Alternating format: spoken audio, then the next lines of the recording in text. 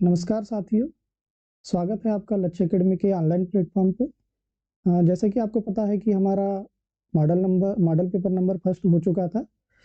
आगे हम चर्चा करेंगे मॉडल नंबर 2 की।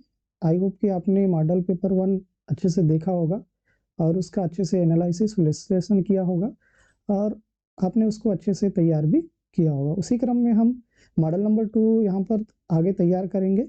जैसे कि आपको दिखाई दे रहा होगा स्क्रीन पर मॉडल पेपर नंबर 2 12वीं कक्षा का बायोलॉजी का हम यहाँ पर चर्चा कर रहे हैं।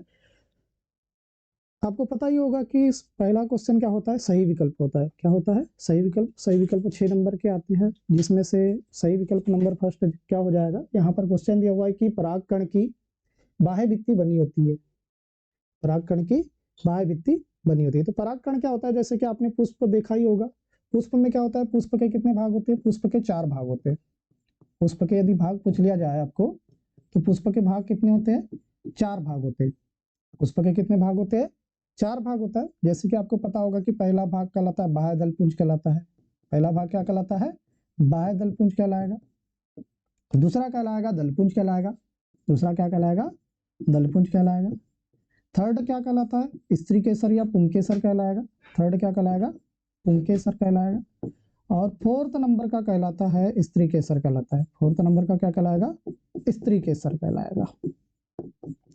आपको ये भी पता होगा कि जो पुंकेसर है ये नर वाला भाग होता है।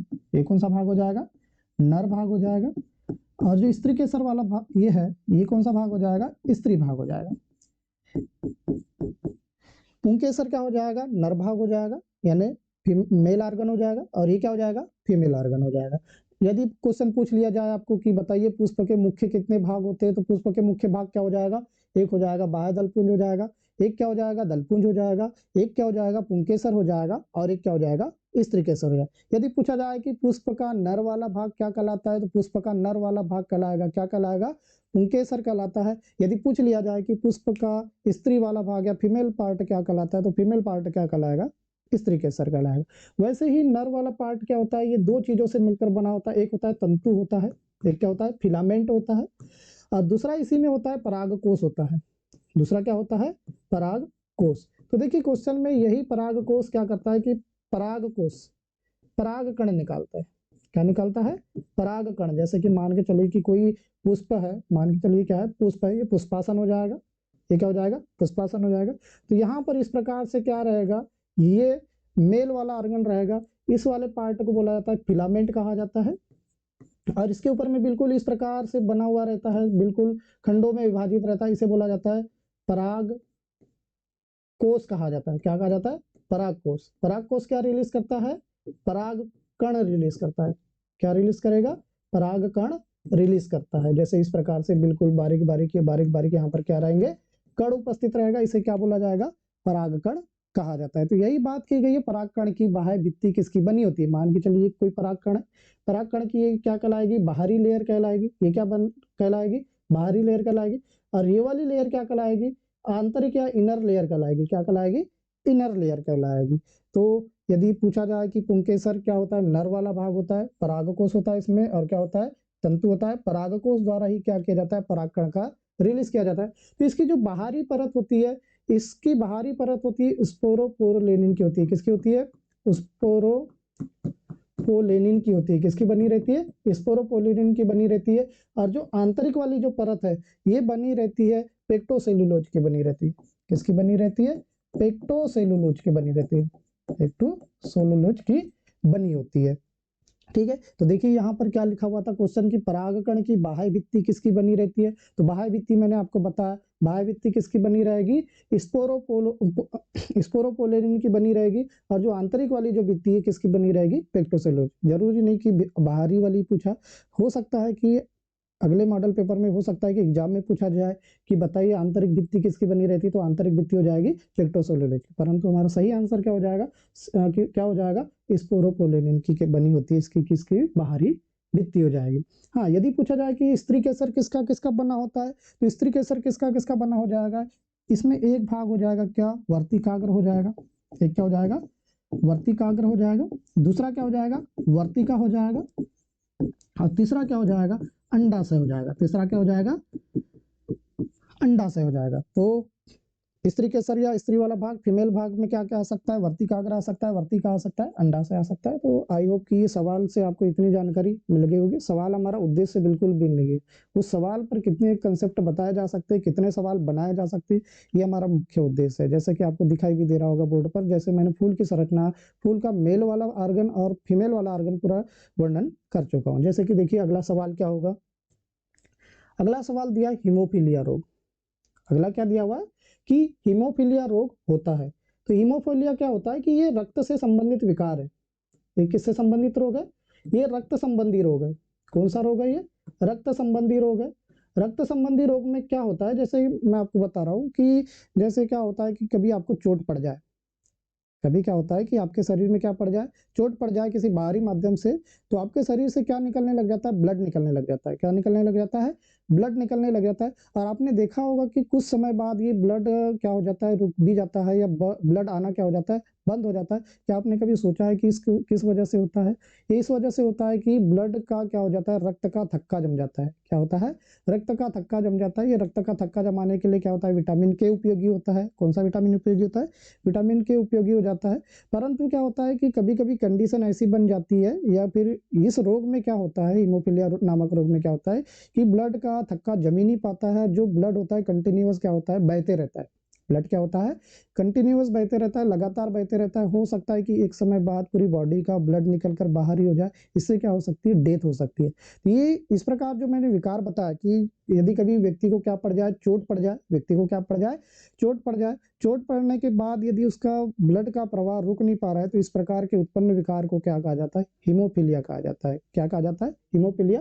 यानी हीमोफीलिया में क्या होता है कि रक्त का थक्का नहीं जमता है। क्या नहीं होता है, रक्त का थक्का नहीं जम पाता है, रक्त का थक्का नहीं जम पाता है, रक्त का थक्का नहीं जम पाता है।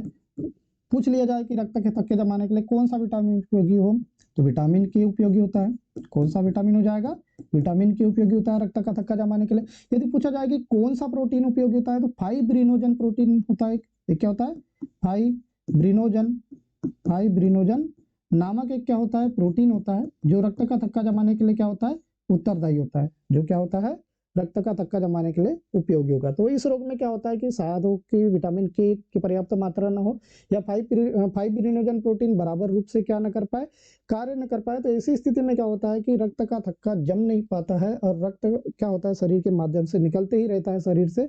इस प्रकार के रोग को क्या कहा जाता है, हीमोफीलिया रोग कहा जाता है। हीमोफीलिया रोग को शाही रोग भी कहा जाता है।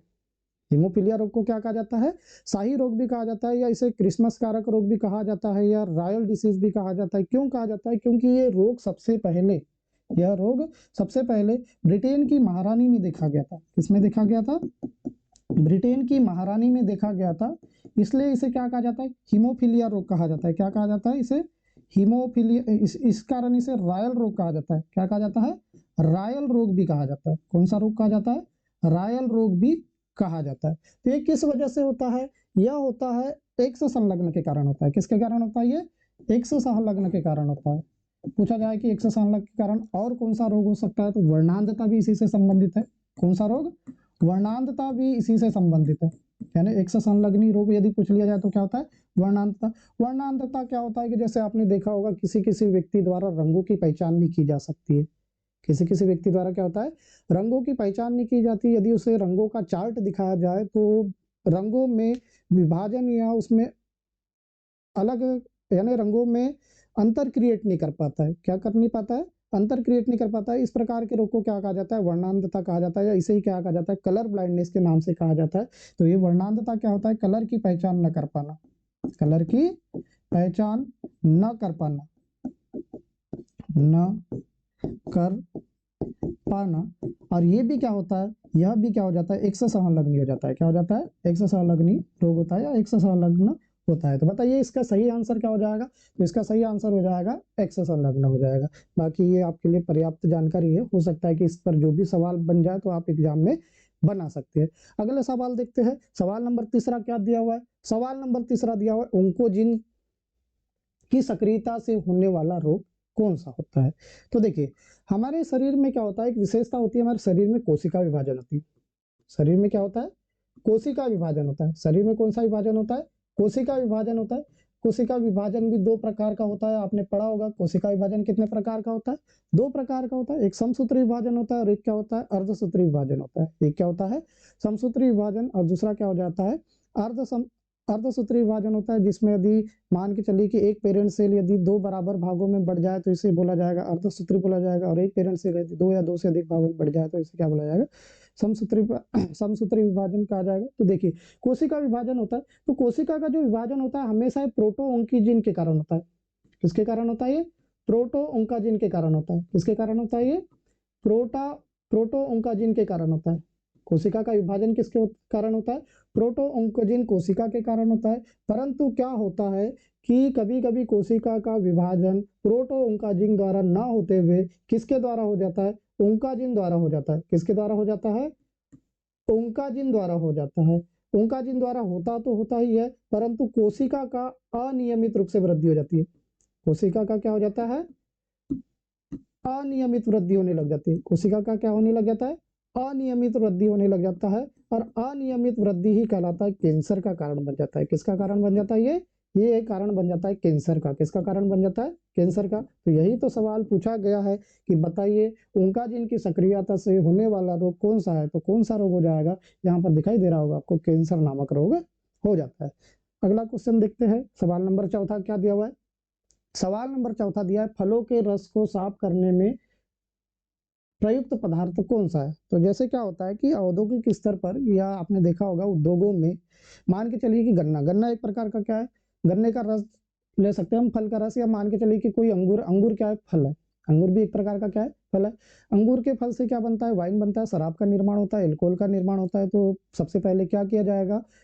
फलों को क्या किया जाएगा? उसे क्या किया जाएगा? उसका रस प्राप्त किया जाएगा। पहले क्या किया जाएगा? रस प्राप्त किया जाएगा। अब ऐसा तो नहीं है कि जो रस होगा वो बिल्कुल प्योर ही होगा, शुद्ध ही होगा। हो सकता है कि उसमें किसी प्रकार की अशुद्धियां हो सकता है कि उसमें गाढ़ापन हो या अशुद्धियां हो, या फिर उसका रंग अलग ही प्रकार का दिखाई दे जो बिल्कुल क्लीन ना हो। आपने देखा होगा शराब का जो रंग होता है बिल्कुल प्योर होता है, बिल्कुल बेहतरीन रंग दिखाई देता है। परंतु हो सकता है कि फलों का रस कैसा हो सकता है? गाढ़ा हो सकता है। फलों का रस कैसा हो सकता है? गाढ़ा हो सकता है। या फलों का रस कैसा हो सकता है? अशुद्धि युक्त हो सकता है। फलों का रस कैसा हो सकता है? अशुद्धि युक्त हो सकता है।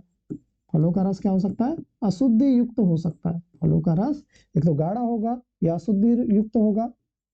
फिर इसको क्या किया जाता है? साफ किया जाता है। इसको क्या किया जाता है? साफ किया जाता है। हो सकता है कि ये सवाल पूछ लिया जाए कि गाढ़ा या अशुद्धिपन को क्या कहा जाता है? तो जो गाढ़ेपन को या अशुद्धिपन को टर्बोडेटिंग कहा जाता है। क्या कहा जाता है? टर्बोडेटिंग कहा जाता है। टर्बोडेटिंग कहा जाता है। तो आप क्या करेंगे? फल को साफ करने के लिए एक एंजाइम का प्रयोग किया जाएगा। किसका प्रयोग किया जाएगा? एक एंजाइम का प्रयोग किया जाएगा, और उस एंजाइम का नाम होता है पेक्टिनेज। क्या हो जाएगा? पेक्टिनेज। उस एंजाइम का नाम हो जाएगा पेक्टिनेज व प्रोटीएज। क्या हो जाएगा? पेक्टिनेज व प्रोटीएज। तो बताइए, साफ करने के लिए कौन से एंजाइम का प्रयोग किया गया? पेक्टिनेज। और किसका प्रयोग किया गया? प्रोटीएज का प्रयोग किया। सवाल नंबर 5वां देखते हैं। सवाल नंबर 5वां दिया, थर्मस एक्वेटिक्स जीवाणु से प्राप्त होता है। देखिए, थर्मस एक्टिविस ये एक प्रकार का जीवाणु होता है। ये क्या होता है? ये एक प्रकार की जीवाणु की प्रजाति है। क्या है ये? जीवाणु की प्रजाति है। जीवाणु की क्या है? प्रजाति है। अब इस प्रजाति की विशेषता ये है कि ये बहुत ही ताप पर भी या अत्यधिक ताप पर भी जीवित रह सकता है। ये क्या होता है? अत्यधिक ताप पर जीवित रह सकता है, या अत्यधिक ताप पर क्या हो सकता है? सक्रिय रहता है। क्या रहता है? अत्यधिक ताप पर क्या रहता है? सक्रिय रहता है। इस प्रकार के जीवाणु को कहा जाता है टेक पॉलीमरेज कहा जाता है। क्या कहा जाता है? इस प्रकार का जीवाणु कहलाता है टेक पॉलीमरेज कहलाता है। क्या कहलाता है? पॉलीमरेज कहलाता है। पॉलीमरेज। और इन प्रकार के जीवाणु का प्रयोग पीसीआर में किया जाता है। कहां पर किया जाता है? पीसीआर में। और पीसीआर मैंने प्रीवियस मॉडल पेपर में आपको करवाया था। पीसीआर का फुल फॉर्म क्या होता है? पॉलीमरेज चेन रिएक्शन होता है। पॉलीमरेज चेन रिएक्शन का फायदा क्या होता है कि मान के चलिए डीएनए की मुझे बहुत सारी कॉपियां निकालना है, बहुत सारी क्या निकालना है, प्रतियां निकालना है, तो उस प्रकार का जो उपकरण हो जाएगा, या फिर उसके लिए मैं किसका प्रयोग करूंगा, पॉलीमरेज चेन रिएक्शन का प्रयोग करूंगा। और इसके लिए जो मशीन का प्रयोग होता है उसे साइक्लोमीटर कहा जाता है। क्या कहा जाता है, साइक्लोमीटर कहा जाता है। तो यही देखिए टेक पॉलीमरेज का प्रयोग किया जाता है। किसका प्रयोग किया जाता है, टेक पॉलीमरेज का यहाँ पर क्या किया जाता है, प्रयोग किया जाएगा। सवाल नंबर 6 देखिए, सवाल नंबर 6 दिया है कि एक झील में द्वितीय पोषण स्तर क्या होता है। तो देखिए झील का पोषण स्तर क्या होगा। झील का पोषक स्तर में जो होता है पादप प्लवक जो होता है, मैंने बताया था यदि आप कोई भी पोषण स्तर बना रहे हो तो आप सबसे पहले क्या बनाओगे, उत्पादक बनाओगे। क्या बनाओगे आप, उत्पादक बनाओगे। उत्पादक के बाद क्या बनाओगे, प्राथमिक उपभोक्ता।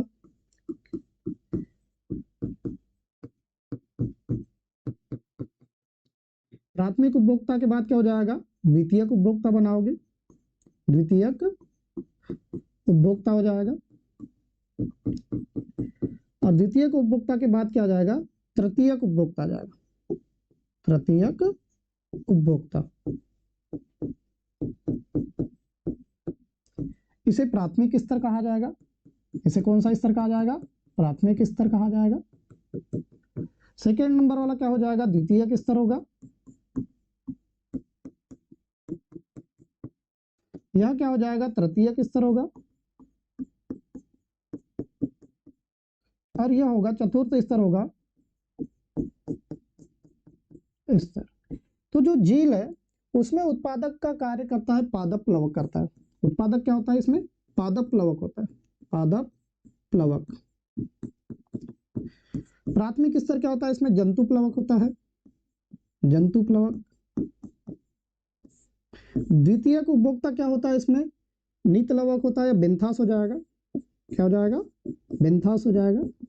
और इसी में यदि पूछा जाए कि तृतीयक उपभोक्ता क्या हो जाएगा, तो तृतीयक उपभोक्ता हो जाती है मछली हो जाती है। तृतीयक उपभोक्ता क्या हो जाएगी, मछली हो जाएगी। तो देखिए यहाँ पर सवाल कई वेराइटियों में बने जा सकते हैं, जैसे कि आपको चार्ट में दिखाई दे रहा होगा। हो सकता है कि आपको पूछा जाए कि बताइए उत्पादक का कार्य कौन करता है, पादप प्लवक करेगा। हो सकता है कि सवाल पूछा जाए कि प्राथमिक उपभोक्ता का कार्य कौन करता है, जंतु प्लवक करेगा। हो सकता है सवाल पूछ लिया जाए कि द्वितीयक उपभोक्ता, यहाँ पर क्या आ जाएगा, बेंथास आ जाएगा। तृतीयक उपभोक्ता क्या आ जाएगा, मछली है। यह सवाल को और थोड़ा घुमाकर ऐसा पूछा जा सकता है कि प्राथमिक स्तर क्या होगा। प्राथमिक स्तर को उत्पादक कहा जाता है। प्राथमिक स्तर को क्या कहा जाएगा, उत्पादक कहा जाएगा। और प्राथमिक स्तर क्या हो जाएगा, पादप प्लवक हो जाएगा। द्वितीयक स्तर को क्या कहा जाएगा, प्राथमिक उपभोक्ता कहा जाएगा। और इसका आंसर क्या हो जाएगा, जंतु प्लवक हो जाएगा। तृतीयक स्तर क्या होगा, इसका द्वितीयक उपभोक्ता होगा। और इसमें क्या आ जाएगा, बेंथास आ जाएगा। चतुर्थ स्तर क्या हो जाएगा, इसका तृतीयक उपभोक्ता हो जाएगा। और इसका आंसर क्या आ जाएगा, मछली आ जाएगा। देखिए हम क्वेश्चन पर जाते हैं, क्वेश्चन में क्या पूछा गया ये इस पर देखते हैं। एक झील में द्वितीयक पोषण का स्तर, द्वितीयक स्तर, ये प्राथमिक स्तर, द्वितीयक स्तर, तृतीयक स्तर, चतुर्थ स्तर। द्वितीयक स्तर की बात हुई है, द्वितीयक स्तर में क्या आता है, प्राथमिक उपभोक्ता आता है। और प्राथमिक उपभोक्ता के जस्ट सामने क्या दिया हुआ है, जंतु प्लवक दिया हुआ है। तो इसका सही आंसर क्या हो जाएगा, जंतु प्लवक निकल कर आएगा। चलिए कि यहाँ से आपने बहुत ज्यादा जानकारी प्राप्त किया होगा और आपके एग्जाम के लिए बहुत ही ज्यादा उपयोगी होगा। अगला देखिए यहाँ पर आ जाएगा, रिक्त स्थान की पूर्ति कीजिए। अगला क्वेश्चन क्या है, रिक्त स्थान की पूर्ति कीजिए। और यहाँ पर पहला ही क्वेश्चन दिया हुआ है कि बिना निषेचन के विकसित होने वाले फलों को क्या कहा जाता है। बिना निषेचन के विकसित होने वाले फलों को कहा जाता है। तो देखिए फल के बारे में आपको थोड़ा सा डिटेल बताना चाहूंगा। देखिए फल क्या होता है, फल को ही क्या कहा जाता है, फ्रूट कहा जाता है। क्या कहा जाएगा, फ्रूट कहा जाएगा या फल कहा जाएगा इसे। यदि कभी पूछ लिया जाए कि विज्ञान की वह शाखा जिसके अंतर्गत फलों का अध्ययन किया जाता है उसे क्या कहा जाता है, तो विज्ञान की वह शाखा जिसके अंतर्गत फलों का अध्ययन किया जाए उसे कहा जाएगा पोमोलॉजी कहा जाएगा। क्या कहा जाएगा, पोमोलॉजी कहा जाएगा। मैंने आपको थोड़ी देर पहले ही बताया था कि मान के चलिए क्या पुष्प है, ये क्या है, कोई पुष्प है। पुष्प बैठा हुआ किस पर रहता है, पुष्पासन पर बैठा हुआ रहता है। ये किस पर बैठा हुआ रहता है, पुष्पासन पर बैठा हुआ रहता है। इसमें एक मेल आर्गन रहता है, एक कौन सा आर्गन रहता है, मेल आर्गन रहता है, जिसे क्या कहा जाता है, जिसे क्या कहा जाता है, पुंकेसर कहा जाता है। और एक मैंने बताया था आपको कि इस प्रकार से क्या होता है कि एक फीमेल आर्गन भी होता है। इस फीमेल आर्गन को बोला जाता है सर कहा जाता है। क्या कहा जाता है, इस तरीके से। तो ये मेल वाला पार्ट हुआ, ये कौन सा पार्ट हुआ, मेल वाला पार्ट हुआ। ये कौन सा हो गया, फीमेल पार्ट हुआ। मैंने आपको बताया था इसे वर्तिकाग्र कहा जाता है। इसे क्या कहा जाएगा, वर्तिकाग्र कहा जाएगा। ये क्या हो जाएगा, वर्तिका होगा। ये क्या हो जाएगा, अंडाशय हो जाएगा। ये क्या हो जाएगा, अंडाशय हो जाएगा। ये वाला भाग क्या होगा, पुष्पासन होगा, पुष्पासन हो जाएगा। ये वाला भाग फिलामेंट होगा, तंतु हो जाएगा। और यह कहलाता है परागकोश। ये क्या कहलाता है, परागकोश। परागकोश वह कोश होता है जिसमें क्या उपस्थित रहता है, परागकण उपस्थित होता है। क्या उपस्थित होता है, परागकण, जो कि निषेचन के लिए क्या होता है, उपयोगी होता है। तो देखिए फल के संदर्भ में क्या जान बता दिया कि एक मेल आर्गन होता है, एक क्या होता है, फीमेल आर्गन होता है। जिसमें से मैंने आपको बताया कि वर्तिका, अगर वर्तिका और अंडाशय ये किसका पार्ट है, फीमेल आर्गन का पार्ट है। और मेल आर्गन का पार्ट क्या है, मेल वाला क्या है, एक परागकोश है और एक क्या है, तंतु है। और परागकोश से क्या निकलता है, परागकण निकलता है। और जब परागकण अंडाशय से मिल जाए, किससे मिल जाए, अंडाशय से मिल जाए, तो ये किसका निर्माण कर लेते हैं, ये निर्माण करते हैं, फल का निर्माण करते हैं। ये हम सीधा सीधा बोल सकते हैं कि जब परागकण अंडाशय के साथ फर्टिलाइजेशन करता है या निषेचन करता है, क्या करता है, निषेचन की प्रक्रिया करता है, तो निषेचन की प्रक्रिया के दौरान किसका निर्माण हो जाता है, फल का निर्माण हो जाता है। यदि एक परागकण एक अंडाशय के साथ यदि निषेचन करे तो बनने वाला फल क्या कहलाता है, सत्य फल कहलाता है। कौन सा फल कहलाता है, सत्य फल कहलाएगा। यदि परागकण है ही नहीं, परागकण नहीं है, तो ऐसे इसको क्या बोला जाएगा, ऐसे को बोला जाएगा असत्य बोला जाएगा। क्या बोला जाएगा, असत्य फल कहा जाएगा। एक सत्य फल होता है, क्या होता है, असत्य फल होता है। फलों की कई सारी वेरायटी होती है, एक सत्य फल हो जाएगा, एक एग्रीगेट हो जाएगा, कंपोजिट हो जाएगा, एक असत्य फल हो जाएगा, एक क्या हो जाएगा, सीडलेस हो जाएगा। जिसमें केवल अंडाशय ही उपस्थित रहे उसे सीडलेस कहा जाएगा। बाकी उतनी जानकारी आपके लिए नहीं होना चाहिए। पराग इतना जानकारी याद रखिए, परागकण अंडाशय से के साथ क्या कर ले, निषेचन कर ले, तो निषेचन के दौरान ही क्या होता है कि फल का निर्माण हो जाता है।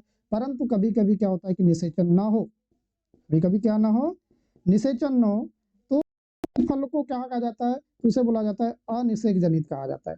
क्या कहा जाएगा, अनिषेक जनित फल कहा जाएगा। क्या कहा जाएगा, अनिषेक जनित,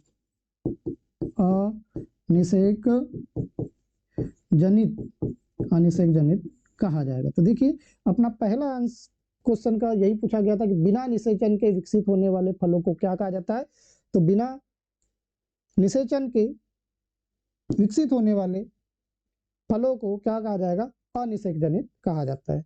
अगले क्वेश्चन की चर्चा करते हैं। क्वेश्चन नंबर 2 क्या दिया हुआ है, क्वेश्चन नंबर दिया हुआ है संलग्न जीन हमेशा अलग अलग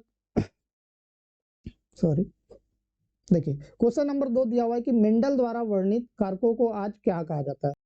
कल की क्लास में बताया था मेंडल ने किसका नियम दिया था, प्रभाविता का नियम। किसका नियम दिया था, प्रभाविता का। और में उसने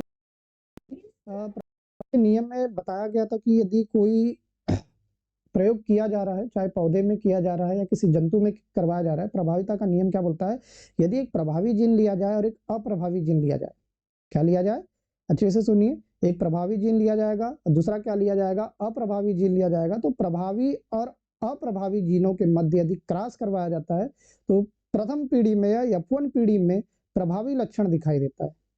पहली पीढ़ी में क्या दिखाई देगा, प्रभावी लक्षण दिखाई देता है।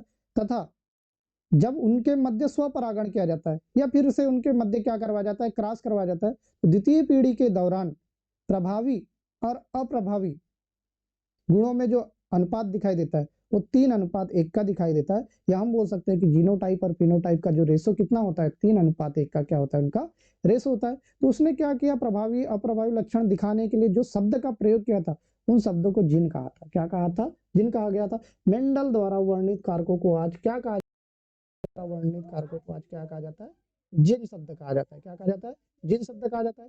इसका सही आंसर क्या हो जाएगा, अनिषेक जनित हो जाएगा। इसका आंसर क्या हो जाएगा, अनिषेक जनित। थर्ड नंबर का क्वेश्चन देखिए, थर्ड नंबर क्वेश्चन क्या दिया हुआ है, थर्ड दिया है कि जीवाणु पर संक्रमण करने वाले विषाणु कहलाते हैं, जीवाणु पर संक्रमण करने वाले विषाणु कहलाते हैं। इन जीवाणु इन्हें क्या बोला जाता है, बैक्टीरियोफेज कहा जाता है। ऐसे जीवाणु को क्या कहा जाता है, बैक्टीरियोफेज कहा जाएगा। क्या कहा जाएगा,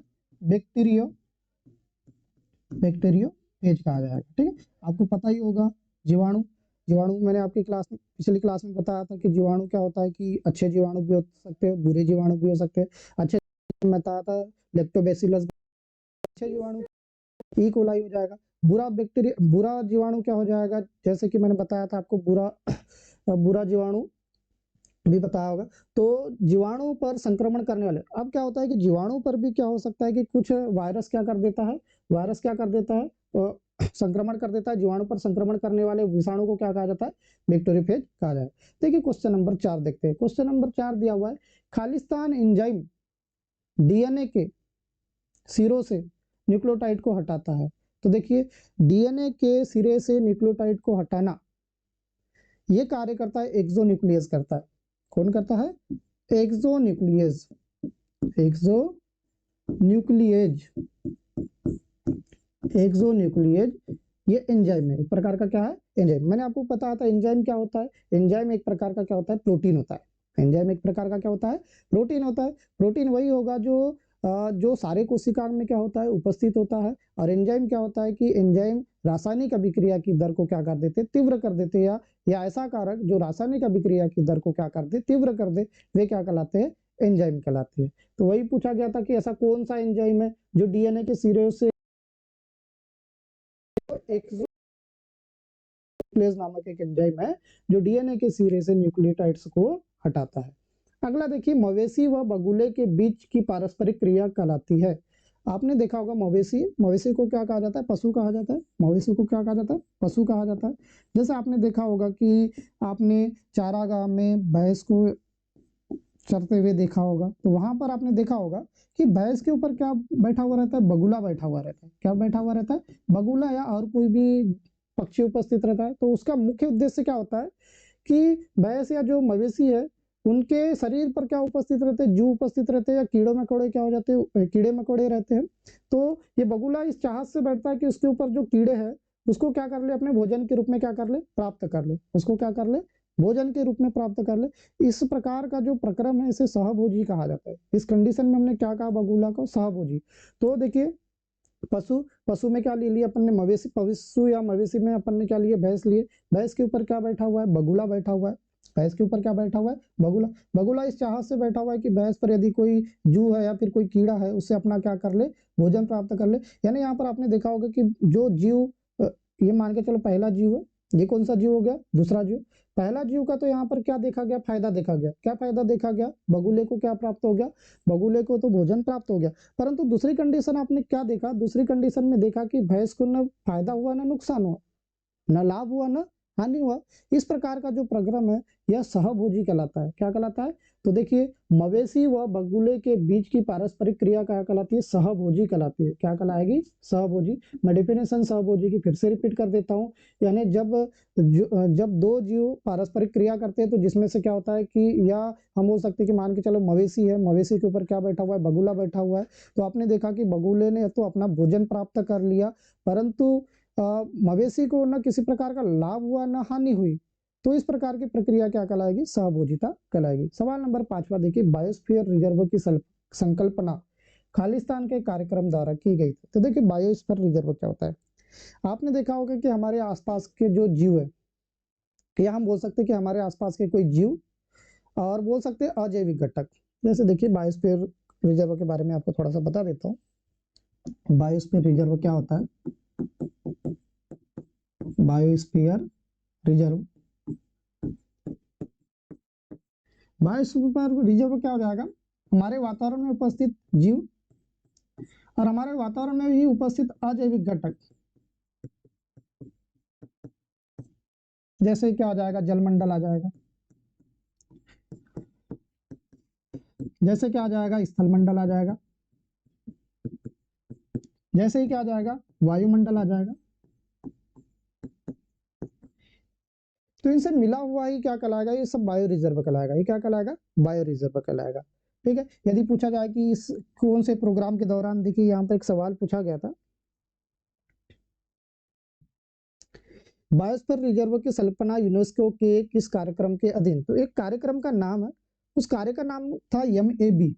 कार्यक्रम का नाम क्या था, MAB, मेन एंड बायोस्फीयर कहा जाता है इसे। क्या कहा जाता है, main and biosphere, main and biosphere. यदि पूछा जाए कि इस प्रोग्राम की शुरुआत कब की गई थी, तो इस प्रोग्राम की शुरुआत कब की गई थी, 1971 में की गई थी। कब की गई थी? 1971 में। यहाँ पर एक वर्ड ये भी दिया है, यूनेस्को दिया हुआ है। क्या दिया हुआ है? यूनेस्को दिया हुआ है। हो सकता है कि एग्जाम में यूनेस्को का फुल फॉर्म पूछ ले, तो यूनेस्को का फुल फॉर्म क्या हो जाएगा? United Nation Education Scientific Cultural Organization. तो यूनेस्को का पूछा गया था, हो सकता है कि यूनेस्को का फुल फॉर्म पूछ ले ऑब्जेक्टिव में कि यूनेस्को का फुल फॉर्म क्या होगा। तो यूनेस्को का फुल फॉर्म क्या हो जाएगा? United Nation Educational Scientific Cultural Organization हो जाएगा। यदि पूछा जाएगा कि इसका हेडक्वार्टर कहाँ पर है, इसका मुख्यालय कहाँ पर है, तो इसका मुख्यालय क्या हो जाएगा? फ्रांस पेरिस में हो जाएगा। मुख्यालय कहाँ पर हो जाएगा इसका? फ्रांस पेरिस में हो जाएगा, फ्रांस पेरिस में। और यूनेस्को द्वारा ऐसा कौन सा प्रोग्राम चलाया गया था बायोस्फीयर के संरक्षण में? यह में भी चलाया गया था, 1971 में चलाया गया था। मैन एंड बायोस्फीयर उसका क्या दिया गया था? नाम दिया गया था। देखिए अगला क्वेश्चन की चर्चा करते हैं। अगला क्वेश्चन सत्य असत्य चुनना है। क्या चुनना है यहाँ पर? सत्य असत्य चुनना है। देखिए एक लिंगी पुष्पों के संकरण में विपुंसन की आवश्यकता नहीं होती है। अपने को बताना है कि वाक्य सत्य होगा क्या असत्य हो गया। क्वेश्चन पूछा गया कि एक लिंगी पुष्पों के संकरण में विपुंसन की आवश्यकता होती है या नहीं होती है। तो देखिए विपुंसन क्या होता है।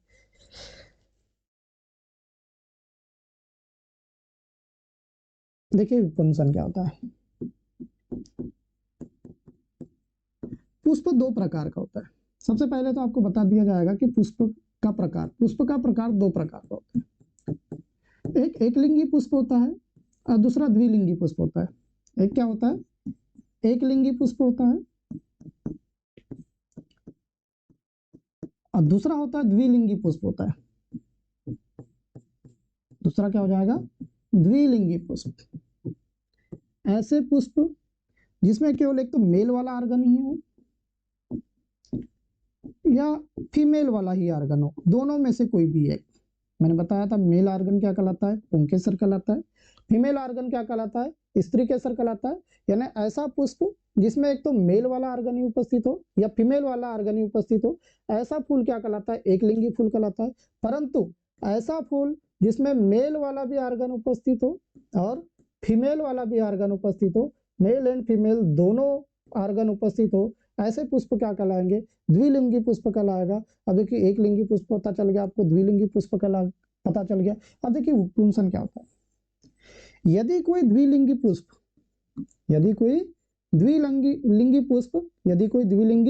पुष्प अपनी कली अवस्था में, किस अवस्था में है? अपनी कली अवस्था में,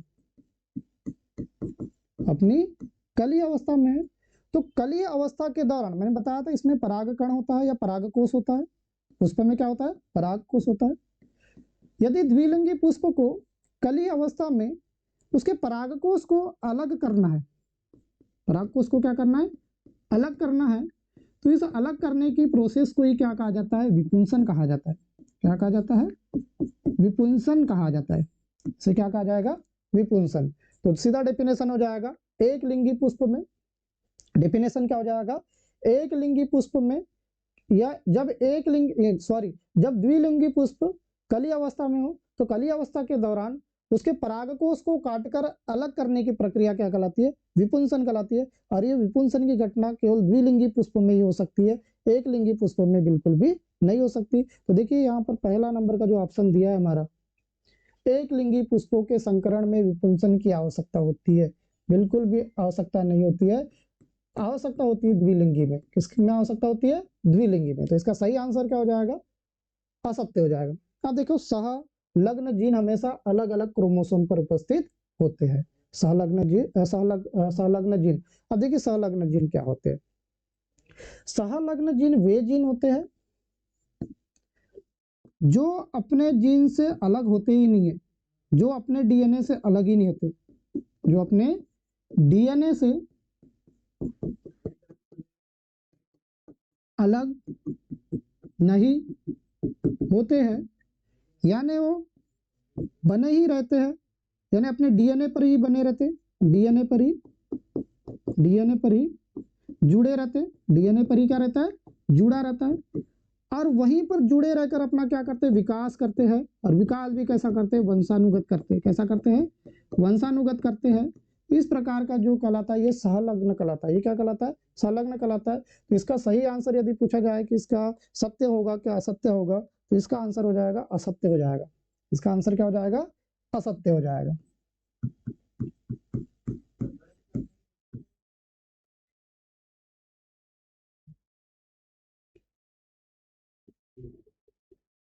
देखिए यहाँ पर क्वेश्चन नंबर 1 में थोड़ा मिस्टेक लग रहा है।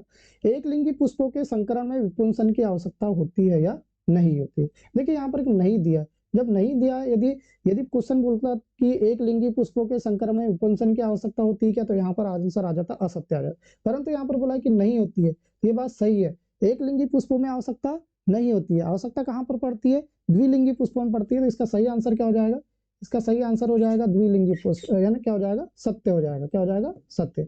मैंने आपको देखो डिटेल में बताया भी हूँ, यहाँ पर बताया हूँ, यहाँ पर डिटेल में ये बताया था विपुंसन के बारे में। किसके बारे में बताया था, विपुंसन के बारे में बताया था। देखिए ये बताया था विपुंसन, विपुंसन के लिए कौन सा पुष्प होना चाहिए, द्विलिंगी पुष्प होना आवश्यक है। कौन सा पुष्प होना चाहिए, द्विलिंगी। एक लिंगी पुष्प में नहीं हो सकता। और यहाँ पर देखिए नहीं वाला स्टेटमेंट दिया कि एक लिंगी पुष्पों के संकरण में विपुंसन की आवश्यकता नहीं होती है, यानी ये नहीं रहता तो आंसर असत्य हो जाता, परंतु यहाँ नहीं आने से आंसर क्या हो गया, सत्य हो गया। अब देखिए सभी प्रकार के सूक्ष्म जीव भोजन की गुणवत्ता को क्या कर देते, खराब कर देते। देखिए मैंने आपको कल की क्लास में बताया था, या अभी थोड़ी देर पहले ही बताया था, बैक्टीरिया जो होता है, जीवाणु होता है, दोनों प्रकार का होता है। एक खराब वाला बैक्टीरिया भी होता है और एक क्या होता है, अच्छा वाला बैक्टीरिया भी होता है। जैसे मैंने बोल दिया कि जैसे साल्मोनेला टाल्फी बोल दिया। फॉर एग्जाम्पल देखिए बैक्टीरिया दो प्रकार के हो सकते हैं। जैसे अच्छा वाला बैक्टीरिया मैंने ले लिया, लैक्टोबैसिलस ले लिया। एक क्या ले लिया मैंने, लैक्टोबैसिलस ले लिया। लैक्टोबैसिलस एक प्रकार का क्या है, अच्छा बैक्टीरिया। आपको पता भी होगा कि ये बैक्टीरिया क्या होता है, किसमें उपस्थित होता है, यह बैक्टीरिया उपस्थित होता है दूध या दही में होता है। दूध को दही से बदलने के लिए जो बैक्टीरिया काम आता है लैक्टोबैसिलस हो जाता है। तो एक प्रकार का क्या होता है, ये अच्छा बैक्टीरिया। उसी संदर्भ में यदि मैं दूसरा बैक्टीरिया लूं, जैसे E coli, E coli bacteria कहाँ पाया जाता है, ये मानव शरीर के छोटी आंत में पाया जाता है। ई कोलाई बैक्टीरिया कहाँ पाया जाएगा, मानव शरीर की आंत में पाया जाता है, छोटी आंत में पाया जाता है। और इसका कार्य क्या होता है, इसका प्रमुख कार्य क्या होता है कि यह भोजन को मल में बदल देता है, यह अपशिष्ट को मल में बदल देता है। तो ये भी एक अच्छा बैक्टीरिया हो गया। तीसरा यदि मैं लूं यहाँ पर साल्मोनेला टाइफी लूं, साल्मो टाइफी करता है, एक प्रकार का रोग होता है। और किसके लिए उपयोगी होता है, टाइफाइड के लिए उपयोगी होता है। किसके लिए उपयोगी होता है, टाइफाइड के लिए। तो यहाँ पर एक लाइन बोला गया कि सभी प्रकार के सूक्ष्म जीव भोजन की गुणवत्ता को खराब करते हैं। बिल्कुल अब भी नहीं, बिल्कुल गलत बात है, क्योंकि ये तो अच्छी बात है, ये भी क्या होता है, अच्छी बात है। तो यहाँ पर क्या आंसर आ जाएगा, असत्य आ जाएगा। यहाँ पर क्या आ जाएगा, असत्य आ जाएगा। अब देखिए सवाल नंबर 4, डीएनए लाइगेज का जेनेटिक इंजीनियरिंग में प्रयोग नहीं होता है। मैंने आपको बताया था कल की क्लास में, पीसीआर बताया था। कल की क्लास में क्या बताया था, पीसीआर। पीसीआर क्या होता है, पॉलीमरेज चेन रिएक्शन होता है। पॉलीमरेज चेन रिएक्शन होता है। पॉलीमरेज चेन रिएक्शन क्या करता है, पॉलीमरेज चेन रिएक्शन का मुख्य कार्य क्या होता है कि डीएनए की कॉपियां बनाना। और उसके लिए जो टेक्नोलॉजी प्रयोग की जाती है उसे बोला जाता है लाइगेज का जेनेटिक इंजीनियरिंग बोला जाता है। क्या प्रयोग नहीं होता है, प्रयोग तो होता है, इसलिए कथन क्या जाएगा, इसका असत्य आ जाएगा। प्रयोग होता है परंतु यहाँ पर आंसर क्या हो जाएगा, असत्य। बीटा विष व बीटी विष के कोड करने वाले जिन दोनों ही क्राई कहा जाता है, ये सत्य बात है। ये क्या हो जाएगा, सत्य हो जाएगा। और अगला आंसर दिया, अपरद की रासायनिक प्रगति अपघटन को प्रभावित करने वाली होती है। तो देखिए अपरद का मीनिंग क्या हो जाएगा, अपरद का मीनिंग क्या होता है कि आपने देखा होगा, या ऐसा पदार्थ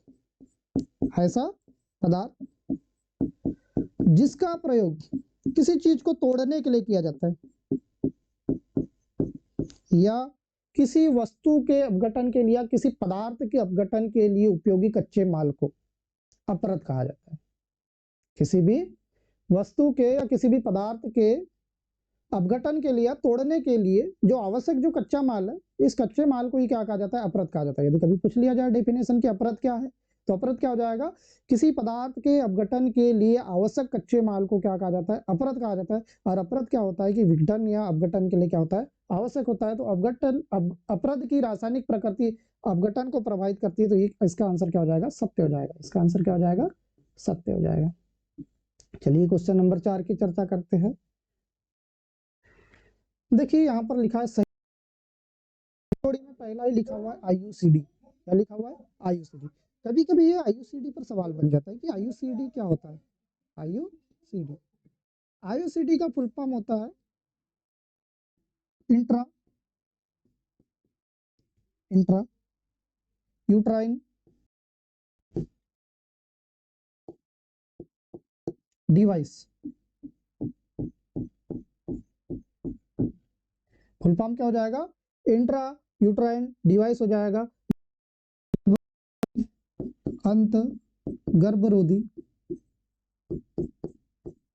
डिवाइस। आईयूडी ऐसी डिवाइस है जो गर्भधारण को रोकता है। किसको रोकता है? ये गर्भधारण को रोकता है, या ऐसी डिवाइस जिसका प्रयोग गर्भधारण को रोकने के लिए किया जाता है। ऐसी डिवाइस जिसका प्रयोग गर्भधारण को रोकने के लिए किया जाता है उसे क्या कहा जाता है? इंट्रा यूट्राइन डिवाइस कहा जाता है। इसमें क्या किसका प्रयोग? इसमें क्या किया जाता है कि इस डिवाइस को मादा पार्ट में क्या कर दिया जाता है? फिट कर दिया जाता है, या मादा आर्गन में क्या कर दिया जाता है? फिट कर दिया जाता है, या मादा जननांग की गुहा में फिट कर दिया जाता है। इस डिवाइस को कहाँ फिट किया जाता है? मादा जननांग की गुहा पर। मादा जननांग की गुहा पर इसे फिट कर दिया जाता है। जैसे इसमें किसका किसका प्रयोग किया जाता है? जैसे कॉपर टी का प्रयोग किया जाता है। किसका प्रयोग किया जाता है? कॉपर टी का प्रयोग किया जाता है। कॉपर 7 का प्रयोग किया जा सकता है कि आईयूडी या आईयूसीडी। देखिए यहाँ पर दिखाई दे रहा होगा आपको, कॉपर टी दिखाई दे रहा होगा, कॉपर टी। तो यहाँ पर पहले का आंसर क्या हो जाएगा? पहले का आंसर हो जाएगा डी। पहले का आंसर क्या हो जाएगा? डी हो जाएगा। अब देखिए दूसरा सवाल क्या दिया है। मेल्सन व स्टाल, मेल्सन व स्टाल, मेल्सन व स्टाल द्वारा अर्ध संरक्षित प्रतिकरण बताया जाता है, यानी इसका आंसर क्या हो जाएगा? ई हो जाएगा। इसका आंसर क्या हो जाएगा? ई हो जाएगा। अब देखिए फाइलेरिया, फाइलेरिया क्या होता है? एक प्रकार का रोग होता है। फाइलेरिया क्या होता है? एक प्रकार का रोग होता है। आपने देखा होगा कि फाइलेरिया एक प्रकार का जीवाणु जनित रोग है। वुचेरिया ब्रोनकार्पटी द्वारा होता है। ये किसके द्वारा होता है? वुचेरिया ब्रोनकार्पटी द्वारा होता है। इसमें क्या होता है कि आपने देखा होगा किसी किसी व्यक्ति का पैर जरूरत से ज्यादा ही मोटा हो जाता है। पैर क्या हो जाता है? जरूरत से ज्यादा मोटा हो जाता है, या आपने हाथी के पाँव जैसा हो जाता है, मोटा भी कहा जाता है। ठीक है, तो फाइलेरिया रोग क्या होता है कि ये होता किससे? वुचेरिया ब्रोनकार्पटी वायरस से होता है। किससे होता है? वुचेरिया ब्रोनकार्पटी वायरस से होता है। इससे क्या होता है कि जो पैर है, पैरों में बहुत ही ज्यादा सूजन आ जाती है, और पैर का सूजन होकर किसके समान हो जाता है? हाथी के पाँव जैसे मोटा मोटा हो जाता है। इसलिए इसे हाथी पाँव रोग भी कहा जाता है, या फाइलेरिया रोग भी कहा जाता है। और होता किससे? ये वुचेरिया ब्रोनकार्पटी द्वारा होता है। किसके द्वारा होता है? वुचेरिया ब्रोनकार्पटी द्वारा होता है। तो तीसरा का सही आंसर क्या हो जाएगा? तीसरे का सही आंसर हो जाएगा ए नंबर का हो जाएगा। सवाल नंबर चौथा, जेल इलेक्ट्रोफोरेसिस। मैं बार बार बता रहा हूँ आपको पीसीआर के बारे में। पीसीआर क्या होता है? पॉलीमरेज चेन रिएक्शन होता है। पॉलीमरेज चेन रिएक्शन में मैंने बताया था कि बहुत सारी डीएनए की प्रतियां प्राप्त कर ली जाती है, उसी में प्रयोग किया जाता है जेल इलेक्ट्रोसिस का प्रयोग किया जाता है। जेल इलेक्ट्रोसिस में क्या होता है कि इसमें डीएनए का प्रयोग किया जाता है, डीएनए की बहुत ज्यादा प्रतियां प्राप्त कर ली जाती है। यहाँ पर लिखा हुआ है देखिए, जेल इलेक्ट्रोसिस, डीएनए के खंडों को अलग अलग करना। तो सवाल नंबर चौथे का सही आंसर क्या हो जाएगा? डीएनए के खंडों को अलग अलग करना। तो चौथे का सही आंसर हो जाएगा बी हो जाएगा। अब एक ही बचा है, धान की 2 लाख किस्में, यानी धान की बहुत सारी किस्में प्राप्त की जा रही है, यानी इसी फसलों को क्या कहा जाएगा? अनुवांशिक तक, अनुवांशिक कहा जाएगा। क्या कहा जाएगा? अनुवांशिक कहा जाएगा। तो पांचवा का क्या हो जाएगा? पांचवा का सही आंसर हो जाएगा, क्या हो जाएगा? सी हो जाएगा। ठीक, अब देखिए अगला है, एक वाक्य में उत्तर दीजिए। एक शब्द में या एक वाक्य में उत्तर दीजिए। और उसी में पहला सवाल है बहुभ्रूणता। उसी में क्या होता है? बहुभ्रूणता। मैंने आपको बताया था बहुभ्रूणता बीजों से संबंधित है। किससे संबंधित है? ये बीजों से संबंधित है। बहुभ्रूणता क्या होता है कि जिसमें एक या एक से अधिक, या दो से अधिक भ्रूण उपस्थित हो। दो या दो से अधिक भ्रूण की उपस्थिति, 2 या 2 से अधिक भ्रूण की उपस्थिति, यही क्या कहलाती है? यही बहुभ्रूणता कहलाती है। यही क्या कहलाती है? बहुभ्रूणता कहलाती है। तो सही आंसर क्या हो जाएगा? 2 या 2 से अधिक भ्रूण की उपस्थिति क्या कहलाएगी? बहुभ्रूणता कहलाती है। सवाल नंबर दूसरा, वंशागति के क्रोमोसोमवाद को किसने प्रतिपादित किया था? इसमें आता है बावेरी एंड सटन का नाम आता है। किसका नाम आता है? बावेरी एवं सटन। बावेरी एवं सटन। बावेरी और सटन किसका नाम है? वैज्ञानिक का नाम है। इन्हीं ने क्या किया था? वंशानुगति के क्रोमोसोमवाद को क्या किया था? अगला देखिए टाइफाइड। टाइफाइड क्या होता है? मैंने बताया था एक जीवाणु जनित रोग होता है। टाइफाइड क्या होता है? एक जीवाणु जनित रोग होता है। जीवाणु जनित रोग होता है। जीवाणु जनित रोग होता है। इसमें क्या हो जाता है? ये दूषित जलों से फैलता है। किससे फैलता है? दूषित जल या भोजन से फैलता है। दूषित जल या भोजन से फैलता है। ये कौन से जीवाणु के कारण होता है? ये साल्मोनेला टाइफी जीवाणु के कारण होता है। साल्मोनेला टाइफी जीवाणु के कारण क्या होता है? ये टाइफाइड उत्पन्न हो जाता है। टाइफाइड होता है। इसके लक्षण क्या हो जाते हैं? लक्षण में देखे जाते हैं कि तेज बुखार आ जाता है। तेज बुखार आ जाता है। क्या आ जाता है? सिरदर्द बना रहता है। क्या बना हुआ रहता है? सिरदर्द बना रहता है। यदि पूछा जाए कि जीवाणु जनित रोग, या पूछा जाए कि टाइफाइड किस प्रकार का रोग है, तो जीवाणु जनित रोग है। दूषित भोजन या जल के सेवन करने से टाइफाइड रोग हो जाता है। पूछा जाए कि यदि कौन से जीवाणु से होता है, तो साल्मोनेला नामक टाइफी जीवाणु से हो जाएगा। और यदि पूछा जाएगा इसका लक्षण क्या है, तो लक्षण हो जाएगा तेज बुखार, सिरदर्द। इसके सब क्या हो जाएंगे? लक्षण हो जाएंगे। देखिए यहाँ पर दिया हुआ है पहली ट्रांसजेनिक गाय रोजी।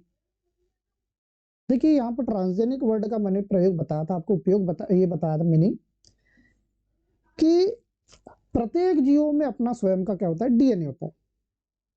प्रत्येक जीवों में क्या होता है? स्वयं का अपना क्या होता है? डीएनए होता है। स्वयं का क्या होता है? जीन होता है।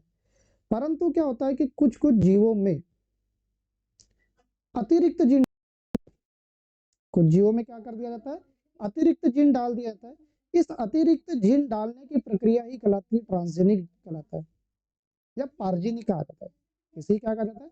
पार्जिनिक कहा जाता है, ट्रांसजेनिक कहा जाता है। कहने का मतलब ये कि किसी भी जंतु में अतिरिक्त जीन डालने की प्रक्रिया ही क्या कहलाएगी? ट्रांसजेनिक कहलाता है। ट्रांसजेनिक गाय की है, और ट्रांसजेनिक गाय रोजी। तो पूछा गया है कि रोजी में क्या होता है कि इसके दूध की पहली ट्रांसजेनिक गाय रोजी की क्या विशेषता थी? जो इसका दूध, इससे जो प्राप्त किया जाता था दूध में मानव प्रोटीन, दूध में कौन सा प्रोटीन पाया जा रहा था? मानव प्रोटीन पाया जा रहा था। यदि पूछ लिया जाए कि उस मानव प्रोटीन का क्या नाम था, तो मानव प्रोटीन का नाम था अल्फा लैक्टोल्यूबिन था। अल्फा लैक्टोल्यूबिन था। और इसकी विशेषता ये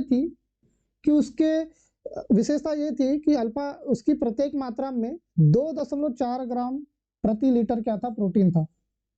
2.4 ग्राम प्रति लीटर। हम बोल सकते हैं कि 1 लीटर में जो प्रोटीन की मात्रा है कितनी थी? 2.4 ग्राम थी। ये उसकी विशेषता थी। फिर से बता रहा हूँ, ट्रांसजेनिक जीव ऐसे जीव होते हैं जिनमें अतिरिक्त डीएनए को क्या किया जाता है?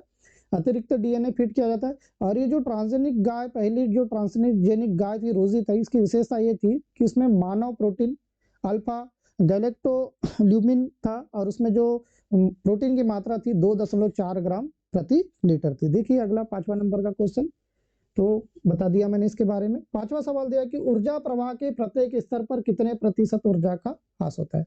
मैंने आपको कल की क्लास में बताया भी था, पारिस्थितिक पिरामिड करके कल की क्लास में बताया था।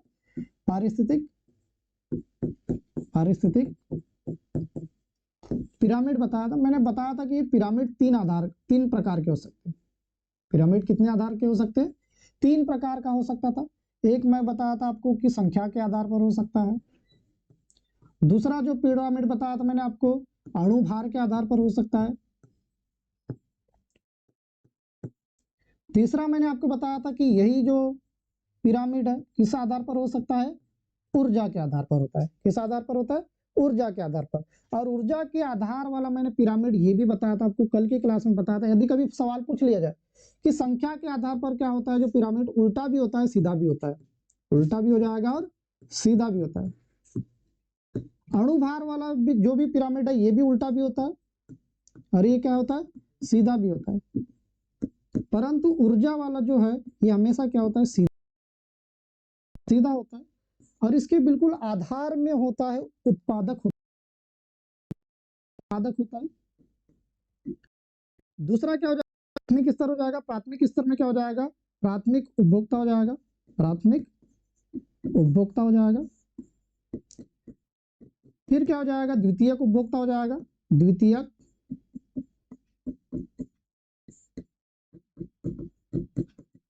और ये क्या हो जाएगा, तृतीयक। सवाल ये भी पूछा गया है कि तृतीयक उपभोक्ता को क्या कहा जाता है, तो इसे सर्वोच्च उपभोक्ता भी कहा जाता है। इसे क्या कहा जाता है, सर्वोच्च उपभोक्ता भी कहा जाता है। तो मैंने बताया पिरामिड कितने आधार, 3 प्रकार के होते हैं।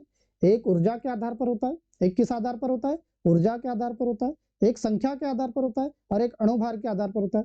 संख्या और अणुभार के आधार वाला पिरामिड जो होता है हमेशा उल्टा व सीधा होता है, परंतु जो ऊर्जा के आधार वाला होता है वो हमेशा ही क्या होता है, सीधा होता है। और मैंने ये भी बताया था, यहाँ पर मान के चलिए कि इनके पास यदि 1000 जूल एनर्जी है, कितनी जूल एनर्जी है, 1000 जूल एनर्जी है, तो अगले वाले के पास केवल 10% ही जा पाएगी। 10% कितना हो जाएगा, इसका 100 हो पाएगा। अगले स्तर पर केवल 10% जा पाएगी, यानी केवल कितनी जा पाएगी, 10 जा पाएगी। और अगले स्तर में केवल 10% जा पाएगी, यानी कितनी जा पाएगी, 1 जूल, 10 जूल, 100 जूल और 1000 जूल। आपने देखा कि यहाँ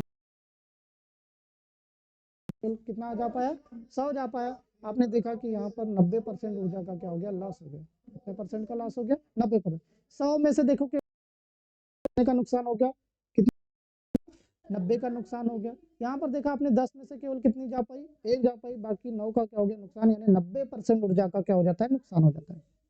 90% ऊर्जा का क्या हो जाता है, नुकसान हो जाता है। 90% ऊर्जा का क्या हो जाएगा, नुकसान हो जाएगा। और यहाँ क्या हो जाती है, वातावरण में मुक्त हो जाती है। क्या हो जाता है, वातावरण में क्या हो जाती है, स्वतः ही मुक्त हो जाती है। इसलिए हम बोल सकते हैं कि केवल 10% ही अगले स्तर तक ऊर्जा जा पाती है, बाकी 90% वातावरण में क्या हो जाती है, समाप्त हो जाती है। क्या सवाल में पूछा क्या गया था, ऊर्जा प्रवाह के प्रत्येक स्तर पर कितने प्रतिशत ऊर्जा का ह्रास होता है, तो 10% ऊर्जा का प्रयोग होता है। कितने का प्रयोग होता है, 10 का प्रयोग होता है। और 90% का क्या होता है, लॉस होता है। 90% ऊर्जा का क्या होता है, हानि होता है या ह्रास होता है। ठीक, देखिए अगला सवाल क्या है। चलिए ठीक है, समय कुछ ज़्यादा ही हो गया है। आगे के क्वेश्चनों की चर्चा हम अगले मॉडल पेपर में करेंगे। आई होप कि आपको क्लास अच्छी लगी होगी, आपको बेहतरीन तरीके से समझाने का प्रयास किया गया, बेहतरीन तरीके से आपको समझ भी आया होगा। आशा करता हूँ आप इसे बिल्कुल विश्लेषण करेंगे, इस पर बिल्कुल गहनता से अध्ययन करेंगे। Have a nice day, thank you, धन्यवाद।